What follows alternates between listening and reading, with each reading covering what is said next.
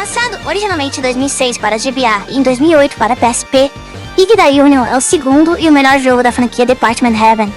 A desenvolvedora é Sting. A história começa com Igida, a princesa de Fantasínia, fuzina após a invasão do Império de Bronquia e sendo perseguida pelas guerreiras Valkyrias. Ela se esconde no prédio antigo e seus perseguidores ateiam fogo nele para fazer ela sair do esconderijo. E nisso, o dono do prédio, um bandito chamado Milanor, aparece, derrota as guerreiras e salva a princesa. Tendo sua casa destruída e com a princesa buscando libertar seu reino, Milanor faz um acordo. Ele ajuda a Igida a salvar a Fantasínia e, em troca, ela lhe dá seu castelo como nova moradia quando for libertado. O jogo é um RPG tático, similar a outros jogos mais famosos do gênero, como Fire Emblem e Final Fantasy Tactics.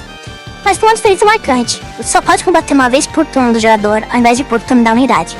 Isso significaria que as batalhas levariam uma eternidade. E é aí que entra o sistema de Union, que permite unidades adjacentes às duas unidades principais poderem batalhar também naquele mesmo turno. O jogo é absolutamente difícil e complexo na versão de GBA.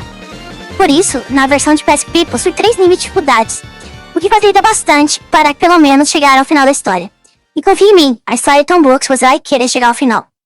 A versão do PSP também adiciona um final extra feito para conectar os acontecimentos do jogo à Riviera, o primeiro jogo da franquia Department Heaven, mas ele só está disponível na dificuldade Hard. Além dele, o jogo também possui mais 3 finais. O jogo recebeu alguns anos atrás um remaster da versão de PSP para Nintendo Switch e Steam, que é a versão encomendada para você queira fazer o final exclusivo de PSP, pois nesse remaster o modo Hard já está disponível desde o começo, não sendo necessário zerar 2 vezes o jogo. Um jogo completamente imperdível para qualquer fã de RPG.